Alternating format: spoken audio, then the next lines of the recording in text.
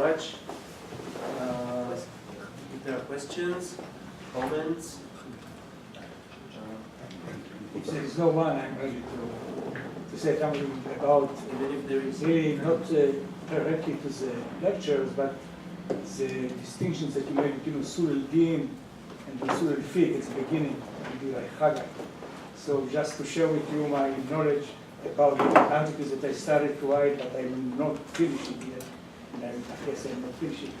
It's a 13th principle of Maimonides, Usul al-Din, like you have the parallel in almost in dogmas, the same kind of principles, changing by Maimonides according to the Jewish tradition. But the 13 subjects that appears in Maimonides appears in different dogmas in Muslim literature before Maimonides. What? Same number? No number. Oh, no. No, not the same number, but it's the same in substance. The same standards, all principles that appears in Maimonides appear, of course, it changed. In the Torah Moshe, he says something else, but the same kind of structure and the same kind of ideas. They are collected into one group? Are they collected into one group? I gather them. No, I gather them. They not appear in one group. Okay. But I gather them from one dogma appears Yeah, 6, yeah. 7, another dogma appears 4, 5, and altogether you can see that different- altogether they have the same But kind in of different sources. in different sources before Maimonides, right?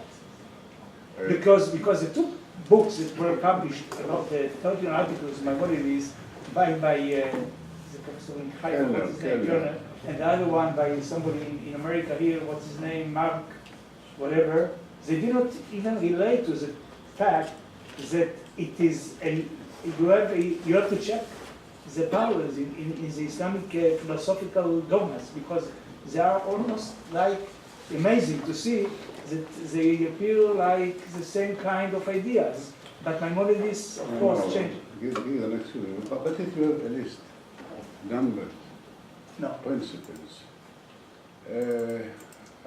over 20 years ago, I already published the נכון, 10 מסע. principles of Saad. Yes, of course. And there you see, I mean, this is, and of course, the earliest list of this kind is the 5 principles of the Mu'tazila, alternate union. נכון. Yes. Okay, so this is, and my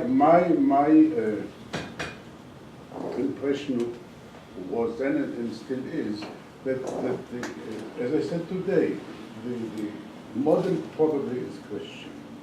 Where you have all these catechisms and lists of articles of faith. And they were, look, in Judaism, in rabbinic Judaism, in the Talmud, there are sanctions only on people who do not perform what they are required. If you don't believe in something, which seems very basic, they will handle with you up there, not here. Unlike the Christians, who had sanctions, even bodily punishments, on people who did not accept the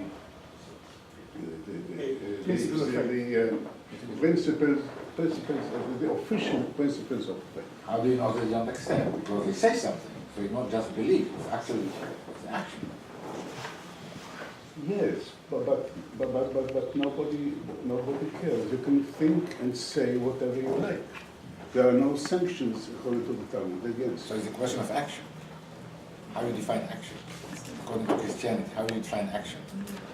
You're not punishing them for their belief. You are punishing them for speech act. Of course. I mean, Okay, so it's basically it's the same idea. You punish for actions. But in the Talmud, you are not punished for such actions. You can say whatever you like. So the definition is what counts as an action. You are not brought to court. Yeah, I wonder, I apologize for asking this question out of ignorance, but in the discussion of divine speech acts, is there any connection with Masoretic activity in the same place and a little bit earlier in time where the text is perhaps being defined more clearly? Do you understand the question? Yes, I mean, certainly that the philological study of the text and the grammatical analysis is part of this entire linguistic background of approaching the real text. I mean, the entire Mu'tazili tradition is very tightly linked to people working on grammatical or usul al-lugha text, usul al-lughawiyya. So we have some of the most important theoretical linguists in the Basran tradition in the Mu'tazili milieu, so in the court of Sahib ibn Abbad. So some of the main thinkers on the theory of language independent of revelation of the real text are also in Mu'tazila. So these are two traditions that go tightly together.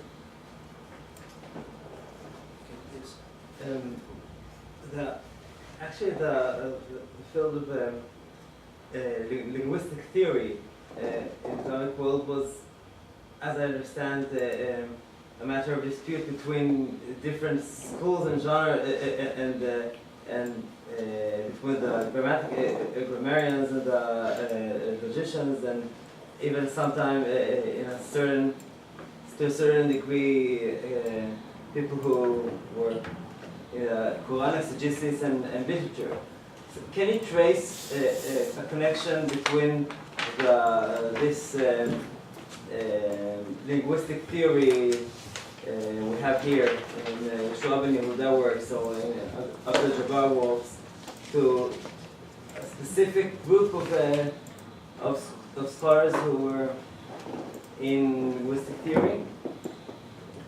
I mean, the most famous place where the linguistic tradition comes together with the theological tradition are expositions of the Ijaz al-Quran doctrine. So where we have basically presuppositions about a certain accomplished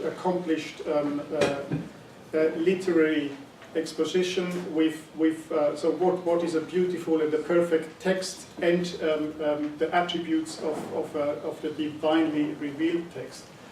But I mean, it is certainly true that at different stages we have different reflections on hermeneutical principles coming into it. For example, the entire Aristotelian tradition, so commentaries on Perihermeneias, so the second book of the Organon is only coming into this Usul al-Fiqh tradition in the post-Avicennan period. So if we read, for example, Fakhruddin al-Razi, whom I mentioned in the 12th century, we will see that this entire Kalam background of the introduction to Usul al-Fiqh works takes into its the philosophical tradition, which is not only commentary and meta-commentaries on Perihermeneias, but about the entire Organon in a way. So where the tradition, how logic is introduced into Usul al-Fiqh and how hermeneutical theories are introduced into Usul al-Fiqh is kind of parallel. But earlier on, you have what you call Naqd al-Shi'r, so theories about poetry, interpretation of poetry. And there you have straight connections between the theories about the interpretation of Arabic poetry and Ijaz al-Quran. So you really have different reflections coming together at different points, and to map out diachronically which tradition is coming into is a complex thing. But I tried in that article capturing the meanings of God's speech. I tried to show how kind of different traditions of hermeneutical theories are merging together at different stages. But it's a complex process. Yeah. May I just one sentence? I mean, to this last question, I don't think that what you call linguistic theories, like we have two big schools in 10th and 11th centuries of Basra and Kufa about linguistic theories, but this is not about the status of language. about the distinction between divine speech and human language. This is a different, I think, this is a different matter. And here, in the context of Gregor's text, the main thing is the status of language, right? Yeah, so it's as I said, I mean, the main thing is trying to map out a typology of different ways how meanings are assigned to words. Okay. So there are different stages and different contexts in which. How do we relate to the scriptural text? Whether to relate it as a divine speech, or if it is human speech, then it has a different status. And this is before we come to linguistic theories. This is a much more basic. These are much more basic questions. Yeah, I mean, probably the divine speech is always seen as a representative of human speech because the addressees are humans. Of course, yes, so yes. God has to speak in the language of the addressees. But because the so-called illocutionary speech acts, so what is not related to contextual evidence you can see in human communications like gesture and so on, you have different elements of divine speech which have to be controlled by theological doctrine. Yes, exactly. This is the important point of the Mu'tazila to show to what extent, in what different manifestations, theological doctrine, theological axioms control actually the interpretive process. Yes, exactly. What you briefly mentioned when Shammai was giving his response, that Yeshua ben Yehuda actually disagrees with Al-Qassani on the origin of language. Could you comment on that? I mean, to what extent does he disagree with him on that matter? So what he basically says is that the al-muwada al-ula, the primordial semantic assignment, can only be a man-made thing. God can only start to introduce his own semantic assignments based on a pre-existing human language. So there's, according to him, tawqif, the word tawqif is always a secondary stage of language development. Following inspiration. The entire tawqif is God's teaching that certain words have certain meanings, and this act of tawqif pre-requires the existence of a human language. So that's. But this is not Abdul Jabbar. This is Abdul Jabbar. In the Mughni, it is But pretty Abdul clear. Jabbar says that part of it can be Tawqif, part of the scriptural language. Yeah, as the secondary tawqif, the tawqif can take part at any point of revelation. Tawqif just means that God assigns meanings to words, but he uses the tool of a pre-existing language to do that. There is no tawqif in the sense of implanting non-linguistic knowledge into human beings. This kind of tawqif he certainly negates. Non-linguistic, so kind of imposing knowledge into humans without a communicative act is impossible according to Abdul Jabbar as well.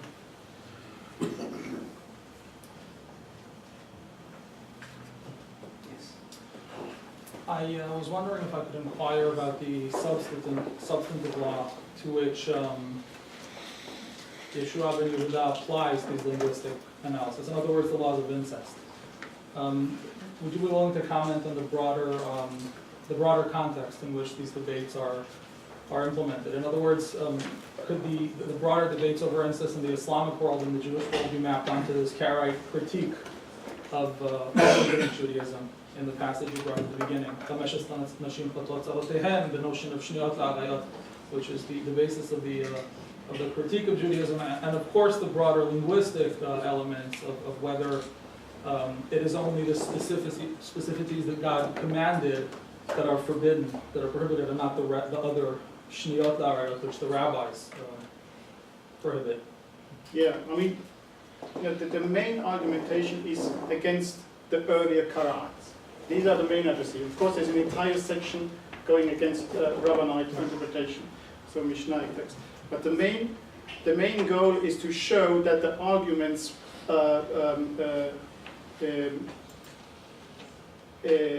added or has conveyed by the earlier Karaites were based on a mistaken foundation. And you see it best in the first dalil. So if we go back to the structure of the entire treatise. Yeah, so you see that the first verse that is so Bereshit bet 24. So it's not the first dalil, the first verse that is discussed is not Vayikra Yudchet. And this verse, this actual verse, played an important role in the early Karaite Tarkib doctrine because it was the main element that basically said through marriage they become one, one entity, which has then this by extrapolation, basically the whole branch of the family becomes one family, and so all the blood relationships are much more comprehensive by and if which you echoes Christian discourse. Which echoes Christian discourse. yes, The more yes, comprehensive. yes, yes. But if you read the discussion of the first dalil is an incredibly interesting linguistic analysis of he goes into everyday Arabic speech and other things in order to show to what extent certain expressions of appurtenance, interhuman relationships, are used in a metaphorical sense. So here's a long analysis of the word love to show of appreciations to certain human beings, which don't mean or just the expression they become one in everyday Arabic speech, to show that these kind of expressions can be used in a totally non-literary way, and by consequence, of course, implies that you cannot use this everyday usage as the foundation of a legal analogy.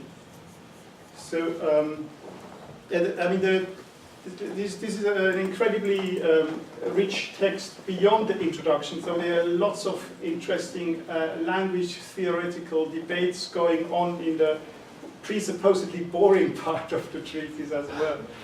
But yeah, that's.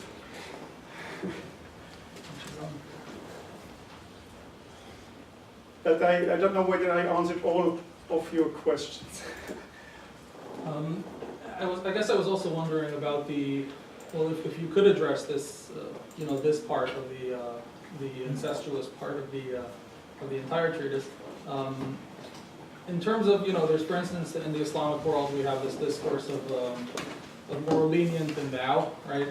In terms of polemic responses to other religions, and this has specific contextual relationship to the question of incest. In other words, we permit certain types of incestuous relations which you Jews and Christians don't. And so on and so forth. I was wondering if this type of discourse, for instance, not specifically, is also applied in Yeshua ben Yehuda's treatise and his critique of earlier Karaite or rabbinic, rabbinite. As point of awareness and background motivation, I would certainly affirm this, but it's certainly not made explicit in the treatise. I mean, the explicit motivation of the treatise is clearly that, it has a biographical connection because Yeshua himself was engaged in a marriage which, according to the traditional Tarkib or Rikuf tradition, was illegal, and but of course it has something that applies to problems in the entire Karaite community, that with the Samaritans, you see it even more closely to what kind of problems it can lead if the most extensive interpretation of the laws of incest is taken to their maximum, also over-interpretation, if you like. No, but this started with Anan. This is the point. The point is that since Anan, it was mainly an internal battle. An internal battle or conflict inside the Karaite community. Since I mean, Anan was not a Karaite; he was a precursor or something. But his views, his positions had become accepted by all Karaites until the time of Yusuf al-Basir, who was a teacher, more or less, who was a teacher of Yeshua. Yusuf al-Basir, in addition to the personal circumstances of Yeshua, al-Basir did not have any personal circumstances, so it started then. It may well be that the fact that a numerical factor also worked, maybe. But the movement was rather large in the terms of Jews, of numbers of Jews at that time. So I'm not sure that at that time already the numerical factor worked. But it was mainly inside the Karaite community. And you'll find it in documents, even documents about such cases. There's a very interesting letter in Gil's History of Palestine during the first Muslim period. You can find it there, where people come and say there was a problem, exactly, I think, of two brothers married to two sisters, and they came from Spain. They were Ananites, they were not Karaites, and then you see the whole story, and this was exactly at the lifetime of Yeshua, this letter. So it shows you that they really faced serious problems at this time exactly. And Yeshua, in his way, gives a very interesting and very broad theoretical basis and discussion. I mean, Ankuri, who was working especially about the Byzantine tradition, showed that, especially among Byzantine students, the different solutions offered by Yusuf al-Basir and Yeshua came into competition themselves, in between them. So the different attempts to reform or to overthrow the Darqib doctrine by so-called people from the same camp, so Yusuf al-Basir and Yeshua belonging to the same camp, yes. But in the reception history, they were actually also read against each other to a certain extent. But in a minor way. In a minor way, of course, yeah. One more question.